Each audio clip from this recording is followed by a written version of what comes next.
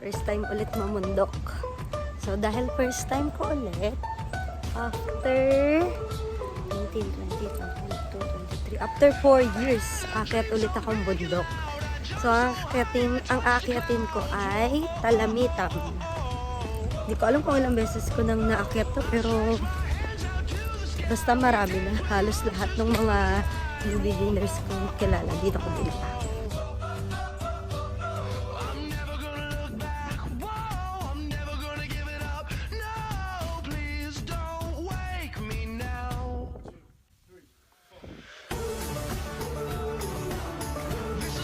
Labi, nihingal na kagad ako. Hindi talaga pag wala ng practice. Hindi na lang ulit nakaakyat ng bundok. Solo. Sarap pala umakyat ang bundok kapag mag-isa ka lang. Nga lang pag naligaw, bahala na. Pahinga muna, nakakapagod eh. Isa pa sa kalaban ko dito sa bundok, hindi yung mga ahas, yung pagkaligaw. Pinaka number 1 kong kalaban dito yung tiyan ko. Kasi lagi akong napupupo. Tapos wala namang CR dito, syempre. So pipigilan na lang natin ang sakit ng tiyan. Upo muna ako dito. Nahihilo ko eh. Delikado, baka mamaya dito pa ako magpasaw. Wala namang tutulong sa akin. So, pahinga muna.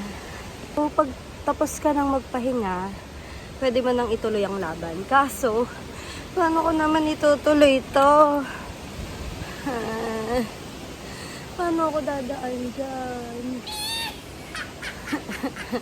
May tanong lang ako, nangahabol ba ang baka? Paano ako dadaan? Alam ko na. Kunyari, hindi ko siya nakita. Kaso nga lang, yung ulo niya nasa malapit talaga sa daanan eh. Yan o. Paano man ako dadaan dyan? My goodness. Oh my goodness, yan. Yan, thank you. Siya na yung kusang umalis. Ang arte ko daw kasi hindi daw ako nadaan hanggat nandun ako. Sorry. Thank you, bye! Dapat nasa bahay ako ngayon eh. Ang sarap kayang humiga. Nanonood ng Netflix, nagkakape, kumakain ng tinapay. Ano ba itong ginagawa ko? Sabi malapit na. Putya malapit na akong mamatay. Sabi patag lang daw. Hayop na patag yan. Patagilid.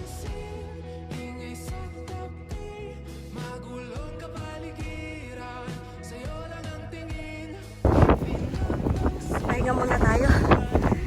Dito na kaya.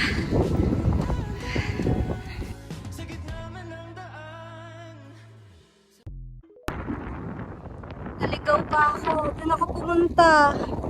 Sa gubat. Teka lang, may nasalubong ako doon. Hindi naman yung kanto. Tao naman. Sabi mali nga yung pinuntahan ko.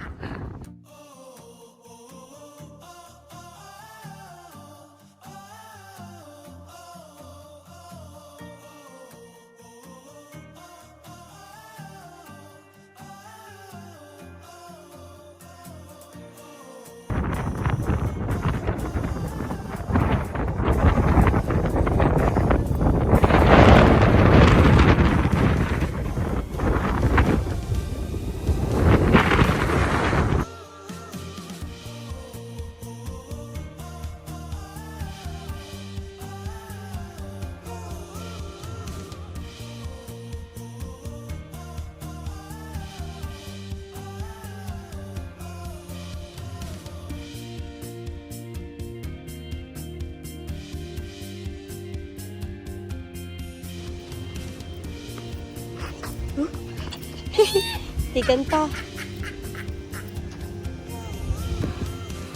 Naliligaw na ako. Tao pa!